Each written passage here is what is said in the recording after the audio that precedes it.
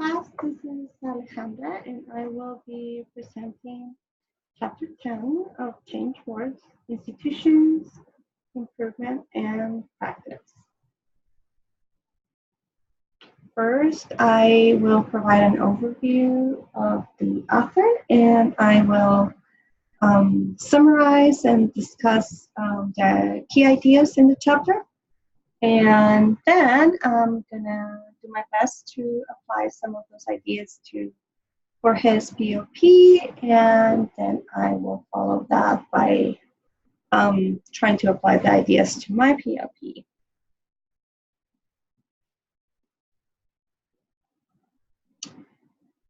So this chapter presents the work by Richard Elmore. He is a professor of education leadership at Harvard and director of the Consortium for Policy Research in Education. He has held positions with the Department of Health and Education and Welfare and the U.S. Office of Education, among many other achievements. His research focuses on the effects of federal, state, and local education policy in schools and classrooms, and his inquiry centers on how to identify high-quality instruction and how to create conditions for high-quality instruction.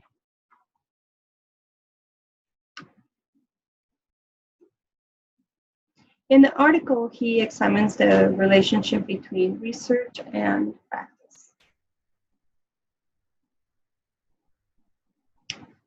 He first introduces how his view about the relationship between research, policy, and practice has changed over time, particularly after spending more time working with practitioners.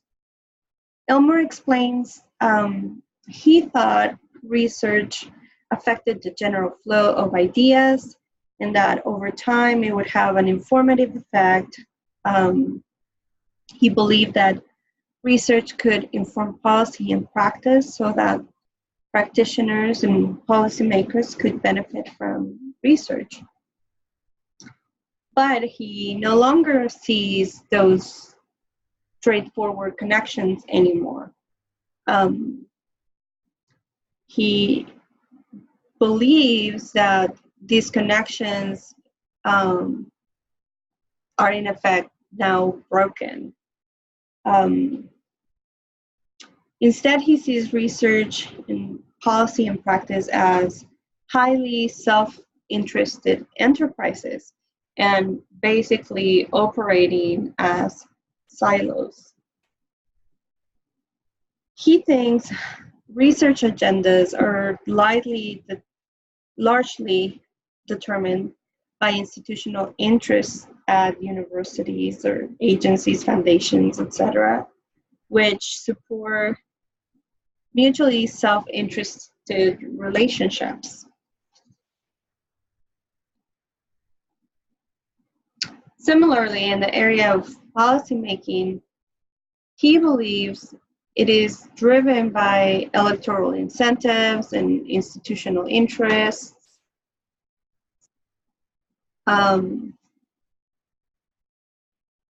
And again, operating on its own.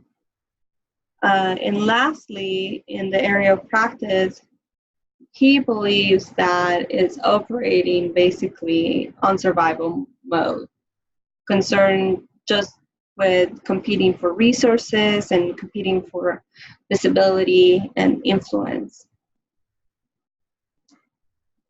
So he attributes these dysfunctions to deeply rooted institutional structures, which operate by the disjointed logic of what he calls the garbage can model. And so in this model, there's three basic scenarios. One is where problems are in search of solutions. The second, you have solutions in search of problems. And the third scenario is where basically solutions and problems are just paired in opportunistic ways in response to windows of opportunity. So I guess think of, there's the possibility of getting grant funding for a particular area, and so you kind of just come up with a problem and a solution in order to be able to pursue that interest. He described his experience working in the context of urban schools. And he uses this to highlight examples of how all of these issues get manifested on the ground. He sees the issues as a consequence of nested institutional structures that do not address problems, but instead push problems down to a lower layer until they cannot go any further. So, meaning until they come to rest on the student.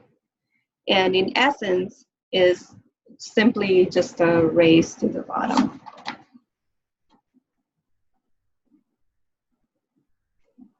These nested structures create processes that facilitate that adverse selection, creating vast disparities and separating what he calls the unchosen students or teachers.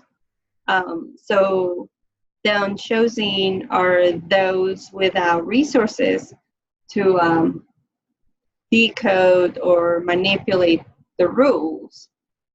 And so the most resourceful, powerful players are able to go around the rules and seek self-interest benefit, like schools being able to choose better schools, or good teachers being able to go to schools with high resources and motivated students. So, for example, in the case of teachers also, he discusses how new teachers are disproportionately assigned to low-performing schools, and that's because they're part of these unchosen group that don't have the resources. They're new teachers. They haven't learned the rules of the game, and so they don't have the power to make those decisions, and they all get grouped in these low-performing schools. He also sees or argues that change is not the right metaphor for school improvement. Instead, improvement is the object of, should be the object of reforms. And he thinks that this cannot occur without conflict. So he basically thinks that in order to improve, we need to be able and skilled at dealing with conflict. In essence, he argues that efforts to improve practice at the classroom level are, in his words, a lost cause without a theory for changing the basic system structures to eliminate the pathologies of nestedness. So basically, he sees all of these different components of the system is structured in a nested way. And because of this structure, they create all of these disincentives, adverse selection, and structural issues. And so unless the structure of the system is changed and improved, he sees that efforts that are targeted to change practice at the lower levels would not yield their potential benefits, that they will be highly constrained by the structure of the system.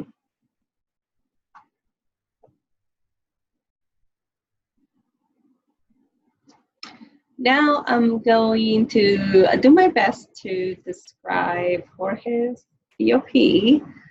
So I'm wanting to apologize in advance, Jorge, in case I don't get some of this right.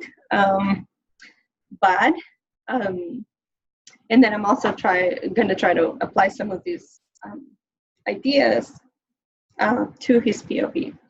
So Jorge is a math teacher at a school in Phoenix. He teaches mathematics, and his school has implemented the Advancement via Individual Determination, or AVID program.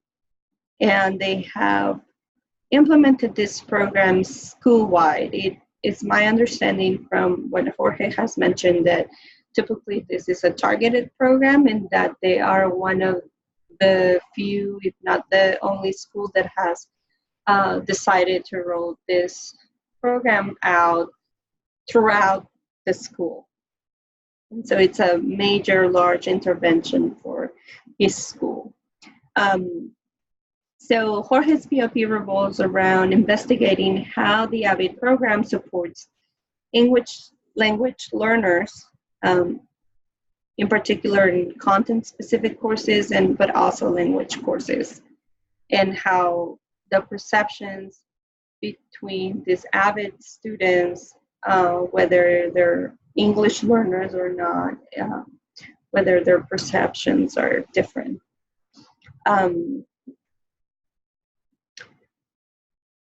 So Elmore's conceptualization of the relationship between research, policy, and practice may be useful to think about the context of where and how was the AVID program originated, and about Jorge's own inquiry.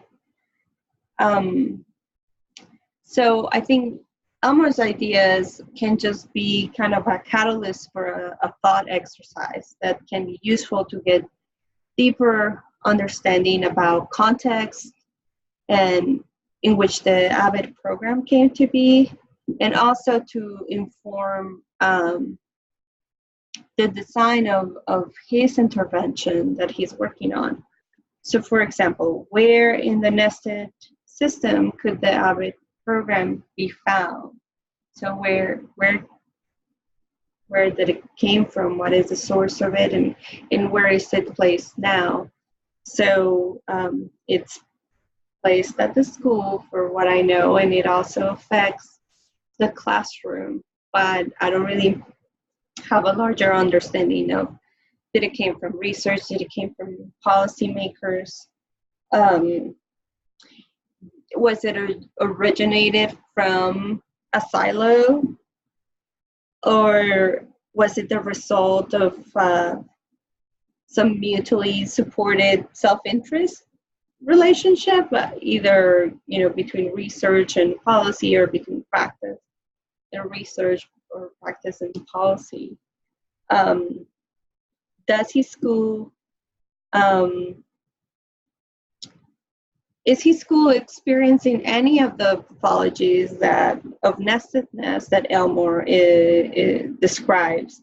So are the ELL students the unchosen at his school, or are they fully integrated into the student population? Are they part of can they be categorized by this bimodal distribution, where you have very separate groups of students operating under different circumstances? Is some of that same bimodal distribution happening among the teachers in his school, or is that not really a problem? Is this program, the AVID program, an effort to implicitly trying to break bimodal distribution and some of this segregation? And then also in terms of the garbage can model, where does AVID fit? Is it a solution in search of a problem in search of a solution? Is AVID the product of an opportunistic pairing between problem and solution? So Elmore believes that interventions in practice will yield modest or very marginal effects if we continue to ignore the need for redefining the structure of the system. So can we identify those limitations as we're trying to design our practice in our intervention? So are we able to see the limitations from this nestedness in the system that are constraining our ability to design and successfully implement interventions? So now I'm going to move on to my POP. My problem of practice centers around identifying how high impact practices may be able to improve persistence among upper class students. So in particular, I'm looking at can increase peer learning opportunities in the classroom improve persistence. So thinking about Elmore's ideas, the first that comes to mind is another concept that was discussed in this chapter that I'm introducing just now, which is the concept of conducting research that is in of practice. And so I think my inquiry kind of directly relates to that issue. So student retention has a rich academic literature that it's been going around for decades. And so there's a lot that is known. However, according to Tinto, he states that while it may be useful for theorists to know what it is now referred as academic and social engagement has a role to play in retention, that insight does not tell practitioners, at least not directly, what they could do to enhance academic and social engagement at their institutions. And so there's been a lot of discussion about how all this rich body of literature has failed to translate to changes in practice or in being able to guide practitioners with in how to implement interventions that can improve persistence. So that's very important. And as I pursue my inquiry, I must confront that question. Is my inquiry truly in service of practice? Or am I just simply contributing to this body of knowledge,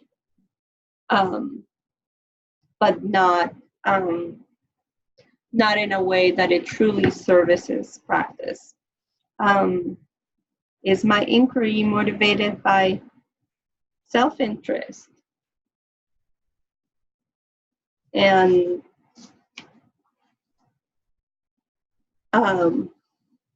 or motivated by seeking to gain visibility and influence rather than service practice? Is my inquiry being designed in a way that is useful to practitioners and where I could provide a guide for implementation? So my inquiry must not only answer the research question, but also needs to address implementation of this practice, as Elmore suggests.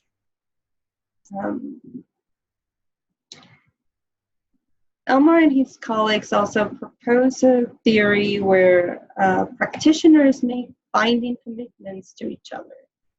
So in order to build coherence in the organization by putting people in situations where they can collaborate and build trust around specific strategies that show relatively clear or immediate results, and then use the success to build higher levels of trust and collaboration. So there's a little bit of a concept of small wins here, where they're thinking about how to enrich the ways in which people are collaborating in the schools, and basically trying to build those small wins. So with those successes, you can keep people in your organization to build higher levels of trust and to further increase the collaboration. So this theory also incorporates internal accountability and organizational trust, and it's based on distributed leadership. And I think it's also very coherent with the participatory or collaborative research framework that I'm planning to use in my inquiry. So that's also a connection that I'm able to make to my POP, and it's also coherent to the change model that's discussed in my optional book for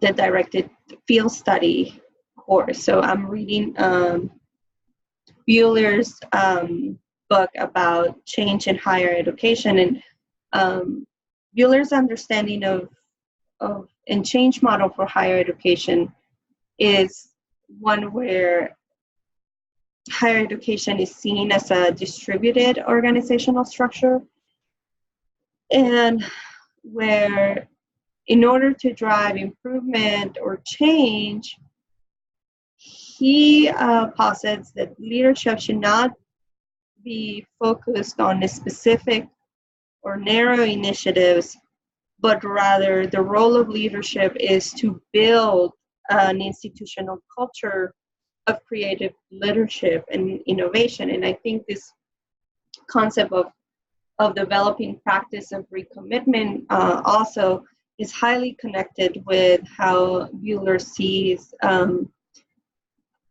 a feasible change model for higher education.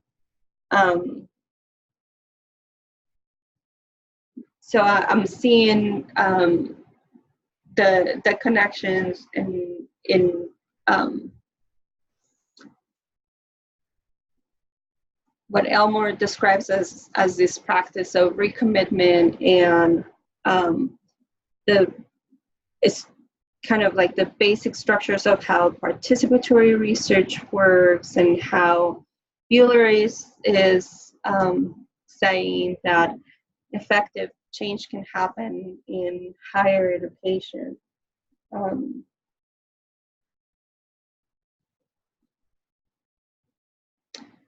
So I think that's all for my POP. And now I'm just going to leave you with this quote from Tolstoy that Elmore brings up and uses to drive the point that each school is different. And so even though some of these systemic issues are applicable across the board, in order to pursue efforts to improve practice, we must customize to each school. So each school is different, the context of the school is different, the people in the school are different, and so we have to be very mindful of those differences, even though these larger systemic issues may appear everywhere. And so he uses this to drive the idea that customized interventions and reforms are important. So all happy families are the same, but each unhappy family is unhappy in its own way.